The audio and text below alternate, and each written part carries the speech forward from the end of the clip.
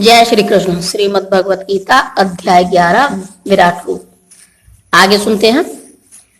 हे विश्वेश्वर, हे विश्वरूप, मैं आपके शरीर में अनेकानेक हाथ, पेट, मुंह तथा आंखें देख रहा हूं जो सर्वत्र फैले हैं और जिनका अंत नहीं है। आप में न अंत दिखता है, न मध्य और न आदि।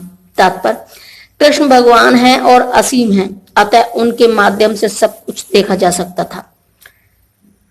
आपके रूप को उसके चकाचौंध तेज के कारण देख पाना कठिन है, क्योंकि वह प्रज्वलित अग्नि की भांति अथवा सूर्य के अपार प्रकाश की भांति चारों ओर फैल रहा है।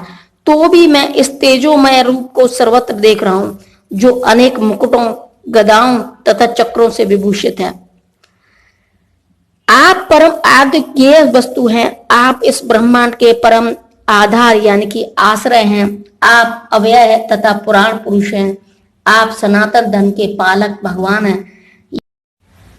यही मेरा मत है। आप आदि, मध्य तथा अंत से रहित हैं। आपका यश अनंत है।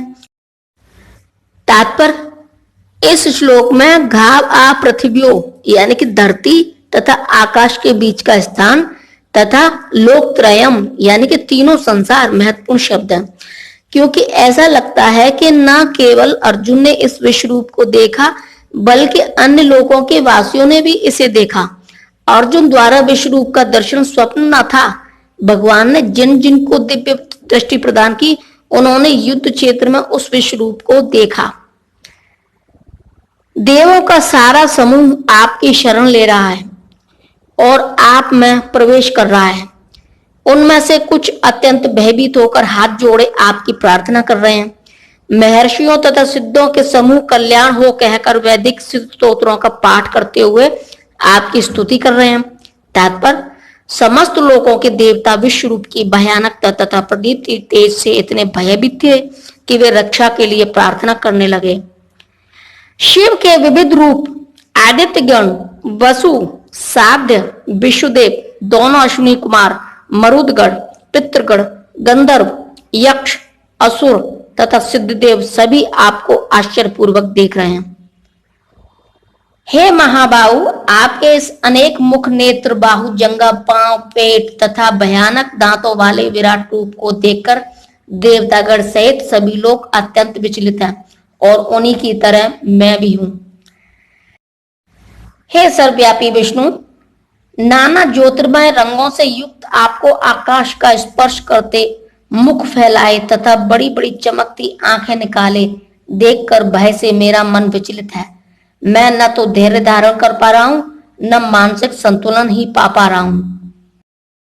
हे देवेश, हे जगन निवास, आप मुझ पर प्रसन्न हो। मैं इस प्रकार से आपके प्रलयाग्नि स्वरूप मुखों को तथा विकराल दांतों को देखकर अपना संतुलन नहीं रख पा रहा हूं।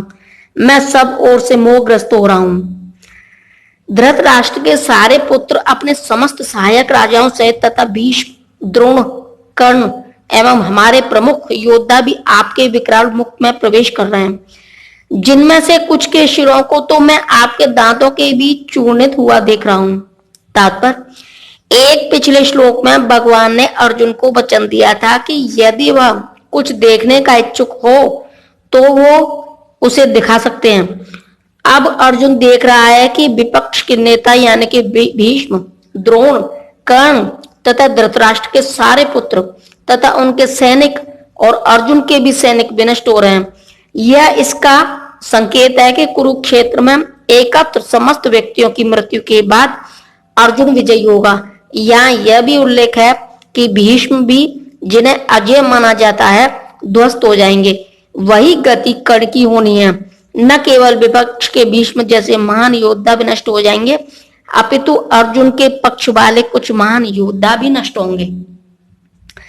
जिस प्रकार नदियों की अनेक तरंगें समुद्र में प्रवेश करती हैं, उसी प्रकार ये समस्त महान योद्धा भी आपके प्रज्वलित मुखों में प्रवेश कर रहे हैं। मैं समस्त लोगों को पूर्ण वेग से आपके मुख में उसी प्रकार प्रविष्ट होते देख रहा हूं, जिस प्रकार पतंगे अपने विनाश के लिए प्रज्वलित अग्नि में कूद पड़ते हैं। हे विष्णु, मैं देखता हूं कि आप अपने प्रज्वलित मुखों में सभी दिशाओं के लोगों को निगले जा रहे हैं।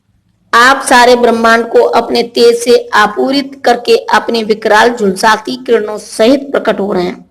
हे देवेश, कृपा करके मुझे बतलाइए कि इतने उग्र रूप में आप कौन हैं। मैं आपको नमस्कार करता हूँ, कृपा करके मुझ पर प्रसन्न हो।